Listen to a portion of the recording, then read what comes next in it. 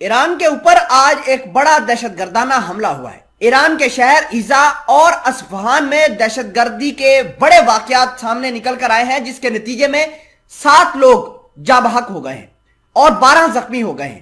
اس حملے کی ذمہ داری ڈائریکٹ امریکہ اور اسرائیل کے اوپر جاتی ہے۔ ایران کے شہر ایزا میں موٹر سائیکل سوار دہشت گردوں نے سیکیورٹی فورسز اور عام عوام پر فائرنگ کر دی، جس کے نتیجے میں 7 افراد جان کی بازی ہار گئے اور 10 زخمی ہو گئے۔ رپورٹس کے مطابق ایران کے شہر ایزا میں موٹر سائیکل سوار دہشت گردوں نے مرکزی بازار میں پولیس اور عام عوام کے اوپر فائرنگ کر دی، جس کے نتیجے میں کم از کم پہلے 5 لوگ اپنی جان کی بازی ہار گئے، 10 زخمی ہونے کی اطلاع تھی، لیکن بعد میں یہ کہا جا رہا تھا کہ ہلاکتیں زیادہ ہو گئی ہیں، جن کی تعداد 7 بتائی جا رہی ہے۔ شہید ہونے والوں میں بچے، بوڑھی خواتین، 2 مرد بھی شامل ہیں۔ زخمیوں کو اسپتال کے اندر منتقل کر دیا گیا ہے، جہاں طبی امداد کے لیے کام جاری ہے۔ رپورٹس کے مطابق جو اس دہشت گردانہ حملے میں ملوث 3 مجرموں کو ایران کی پاسداران انقلاب نے گرفتار کرنے کا دعویٰ کیا ہے۔ ایران کے صدر سید ابراہیم رئیسی نے سیکیورٹی فورسز کو واقعے کی تحقیقات اور مجرموں کو کیفر کردار تک پہنچانے کی ہدایات جاری کر دی ہیں۔ سید ابراہیم رئیسی نے اس دہشت گردانہ حملے میں جاں بحق ہونے والے افراد کے اہلِ خانہ سے تعزیت کا اظہار بھی کیا ہے۔ ایزا میں ہونے والے اس دہشت گردانہ حملے اور قیمتی جانوں کے ضیاع پر صوبے میں 3 روز کے عام سوگ کا اعلان کر دیا گیا ہے۔ ادھر دوسری جانب اصفہان میں بھی ایک دہشت گردانہ حملے کی اطلاعات ہے۔ اس واقعے میں موٹر سائیکل سوار دہشت گردوں نے فائرنگ کی، جس کے نتیجے میں 2 سیکیورٹی فورسز اہلکار اور 2 عام شہری شہید ہو گئے ہیں۔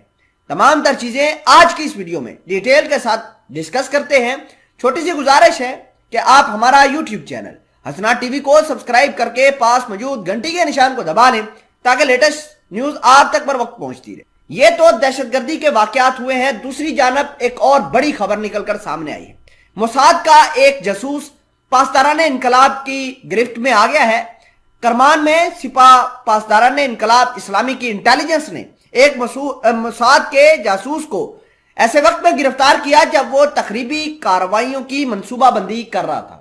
اب جو اصفہان اور ایزا شہر میں دہشت گردانہ واقعات ہوئے ہیں اور موساد کے یہ ایجنٹ کا پکڑے جانا، یہ کافی معنی خیز ہے۔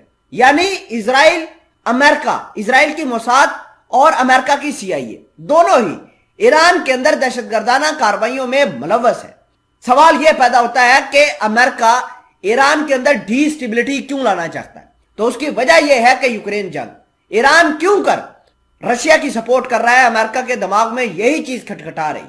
ناظرین اکرامی، آپ کو یہ بھی بتا دیں کہ شاہ چراغ کی درگاہ کے اوپر بھی تقریباً 15-20 دن پہلے اٹیک ہوا تھا، جس کے نتیجے میں 15 زائرین شہید ہو گئے تھے، اور اس کے ذمہ دار بھی ایران نے موساد کے ایجنٹوں کو ٹھہرا دیا تھا۔